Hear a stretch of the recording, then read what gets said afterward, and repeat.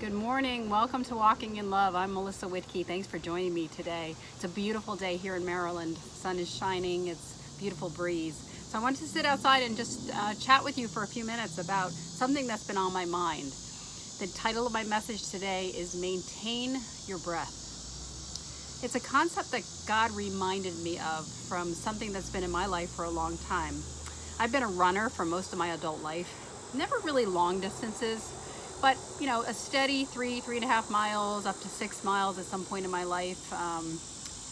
But in order to run, one of the things that anyone who's been a runner for any length of time can tell you that you have to do is you have to be able to maintain your breath. For me, what that's always been about is having a place where I can have a peaceful state of running by keeping my breath at a point where I can breathe in and out through my nose while I'm running. So and there would be days where I could run pretty fast and maintain my breath. And there's other days where even a slow run would be difficult to maintain my breath. So I'd have to kind of, throttle myself in order to be able to, continue to run.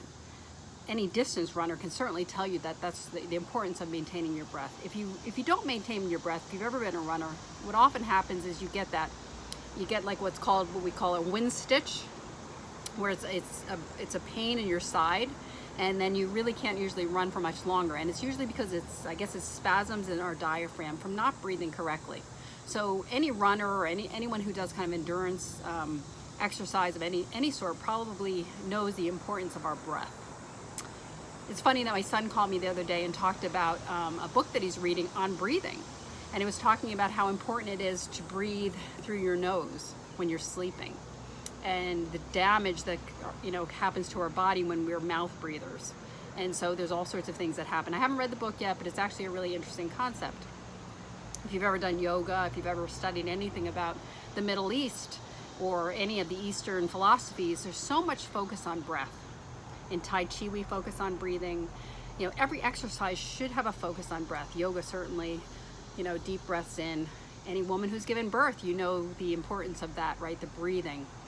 For me, though, it's funny, when I did go through childbirth, the thing that resonated with me the most was long, slow breaths. That fast panting that they teach women oftentimes was not something that was comforting to me. It's always been about maintaining my breathing, like long breaths in, holding it, and then long breaths out. But for running, I've always done, maintain my breath in and out through the nose. Why is this important? Why am I sharing this with you today? Because God kind of used that as an analogy. I love analogies, and I think a lot of my messages have to do with what God has shown me in my everyday life and how it relates to the journey He's calling each of us on. So this idea of maintaining my breath is something that I'm trying to apply in my everyday life. And I'm not just talking about breathing. What I'm talking about, the breathing represents a balance of getting the proper oxygen in and releasing the oxygen in a way that it doesn't disrupt the other activity in the body. In my case, it was running. So I'd have to breathe in and out while jogging or running. And isn't that really what we need to do in life as well? Don't we need to have a balance in our life so that how we feel inside of our body doesn't disrupt what we're trying to do, the activities we're trying to accomplish?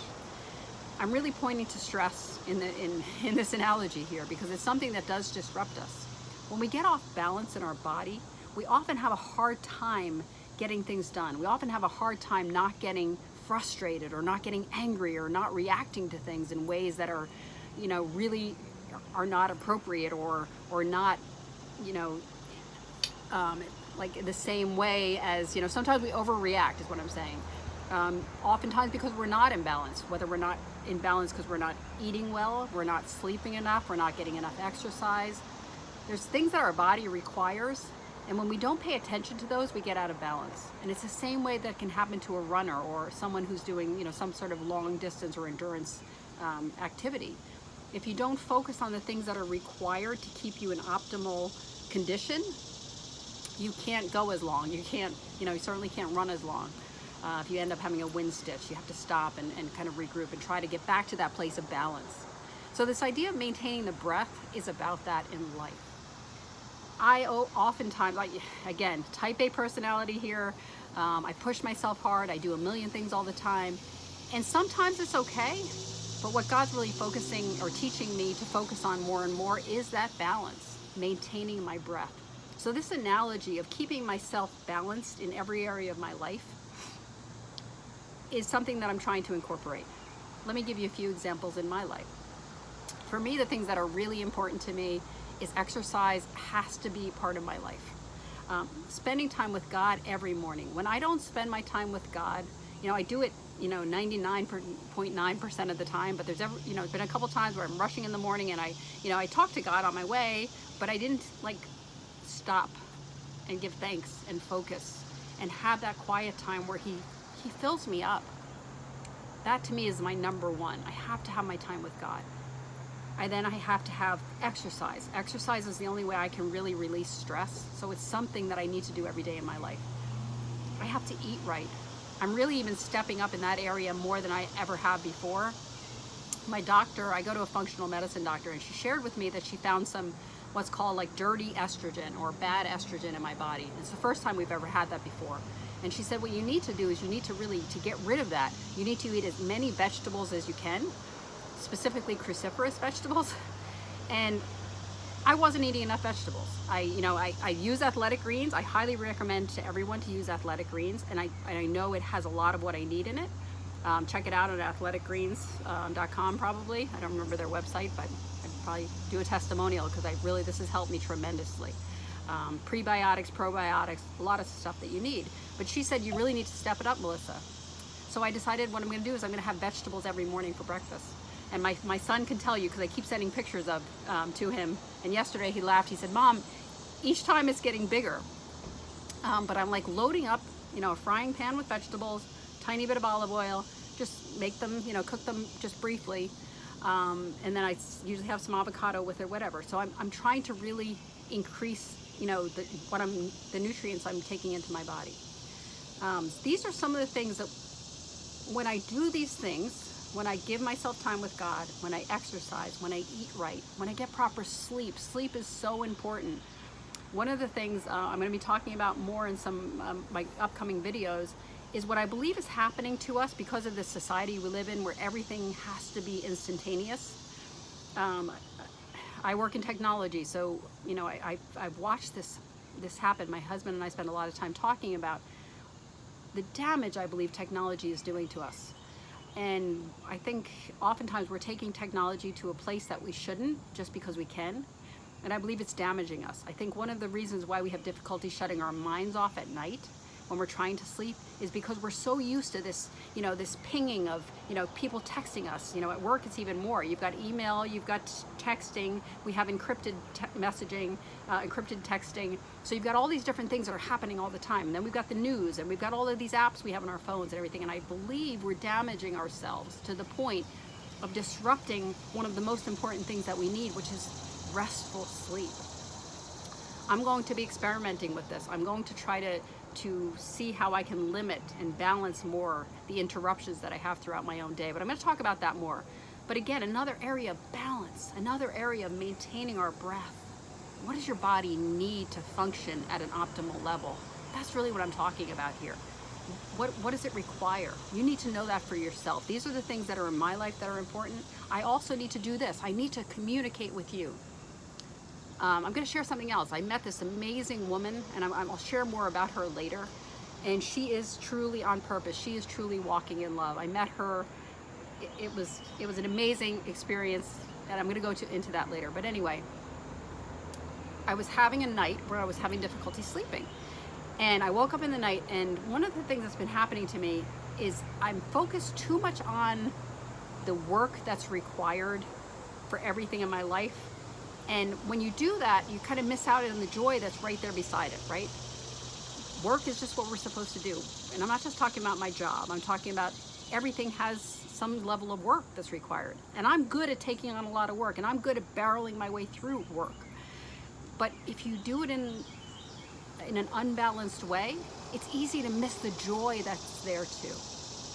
An example from my life, as I'm planning an engagement party for my son and his fiance, and I couldn't be more excited about it.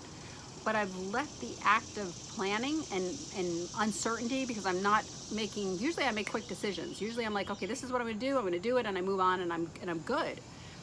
But I've been stressing for some reason about it, and I've been focusing on the level of effort it's gonna take to do it, instead of the joy, which is what it's all about.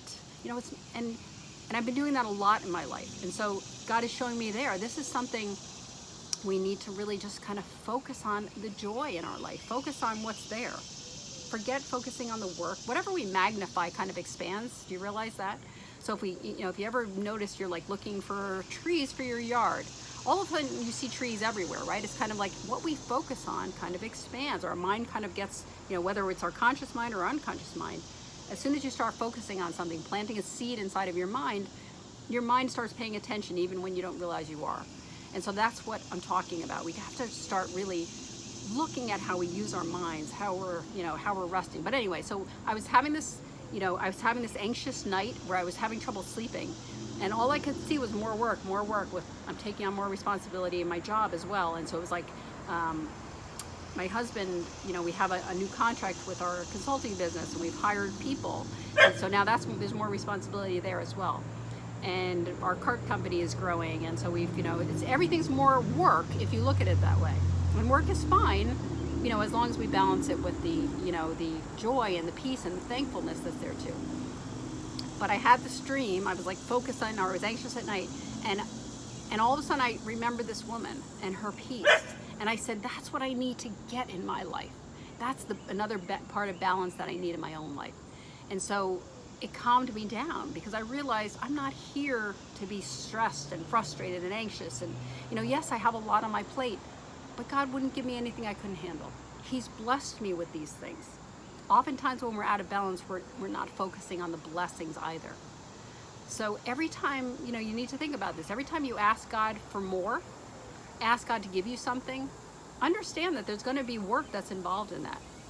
I've asked God to help us expand our company. Okay, and He's blessed us with 4 new people. But with those 4 new people comes more responsibility, more things that I need to do. I had to figure out how I was going, the payroll. Sounds like it's easy, but it was a little bit more complicated than I thought it was going to be. How we get paid and how we're going to pay them, and how, it's how you track hours, and, plus all the HR stuff that you need to do. And it's just, when you ask God for more and He blesses you with more, understand that there's more responsibility and more effort required. So this idea of maintaining your breath, getting to a place where you're relaxed, where you're able to keep yourself in balance, so that when you're going through your day, there's always highs and lows, right? There's the highs, there's the exciting things, and there's the lows, there's the frustrations, there's the things that come up.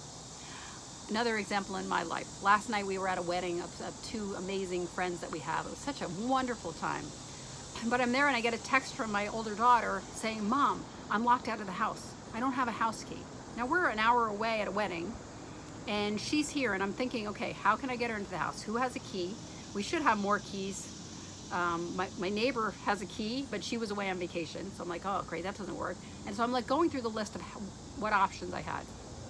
I had to end up leaving the wedding, have my daughter meet me, drove a half an hour to drop a key off to her, drove half an hour back to the wedding. These things happen, right? This is what happens in life.